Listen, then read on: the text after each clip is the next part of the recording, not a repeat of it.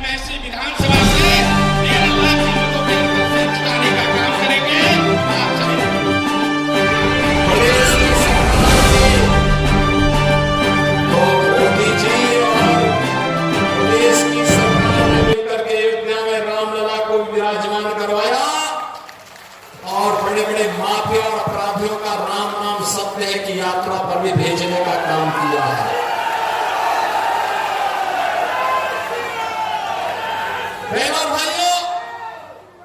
बहनों और भाइयों, जो सरकार आपकी भावनाओं का सम्मान करती हो, आपके हितों को संरक्षण देती हो, आपको विकास के कार्यों के साथ जोड़ती हो, और सरकार को बार बार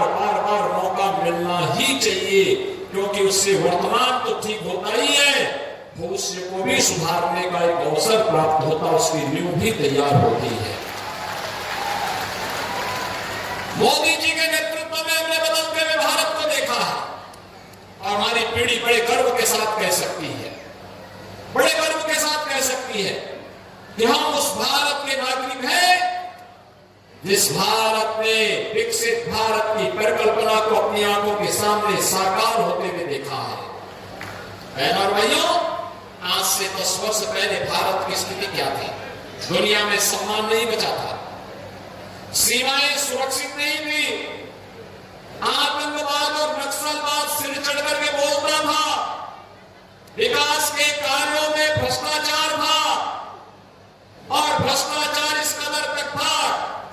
कि विकास का कोई भी कार्य प्रारंभ नहीं हो पाता था, गरीब कल्याणकारी योजनाओं पर डकैती बढ़ती थी, गरीब भूख से मरता था, किसान आत्महत्या करता था, नौजवान पलायन करता था, बेटी और व्यापारी दोनों सुरक्षित नहीं थी। यह कांग्रेस और समाजवादी पार्टी के चेहरे को दिखाता है कि उनके समय में जो अराजकता थी, दंगे होते थे, गुंडागर्दी होती थी, कर्फ्यू लगता था, राम जन्मभूमि पर आतंकी हमला होता है, संकट मोचन मंदिर पर आतंकी हमला होता है, लखनऊ, वाराणसी और अयोध्या की कचहरियों पर हमला होता है, सीआरपीएफ कैंप पर हमला होता है। बहनों और भाइयों, पिछले 10 वर्ष में आपने देखा होगा दुनिया में सम्मान बढ़ा,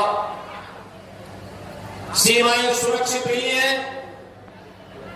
आतंकवाद और नक्सलवाद पूरी तरह समाप्त हुआ है और अब तो आतंकवाद और नक्सलवाद की स्थिति यह है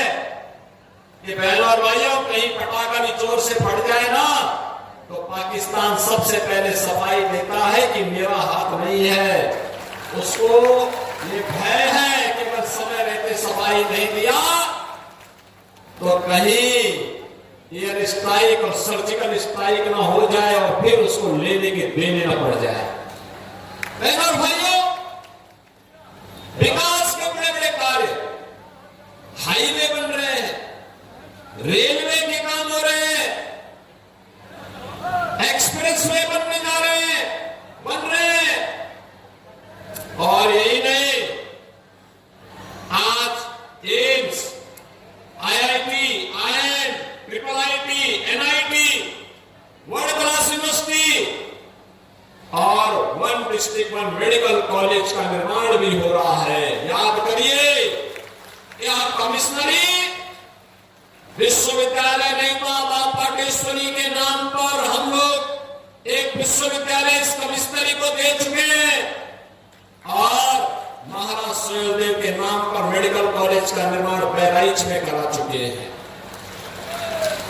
बहनों और भाइयों, कांग्रेस के समय क्या होता था, समाजवादी पार्टी के समय क्या होता था, उसका उदाहरण देखना है तो उसका सबसे बड़ा उदाहरण है सरयू नहर राष्ट्रीय परियोजना। सरयू नहर राष्ट्रीय परियोजना 1972 में योजना आयोग ने इसकी सेवा भी दी थी, 6 वर्ष फिर बस्ते में पड़ी रही। 78 में जनता पार्टी की सरकार के समय कार्य प्रारंभ हुआ और बहनों और भाइयों, 41 साल हो गए, 45 साल हो गए, कार्य पूरा नहीं हो पाया। 2017 में जो हमारी सरकार आई, उत्तर प्रदेश सरकार सरकार ने प्रधानमंत्री मोदी जी का सहयोग लिया, प्रधानमंत्री कृषि सिंचाई योजना का उपयोग किया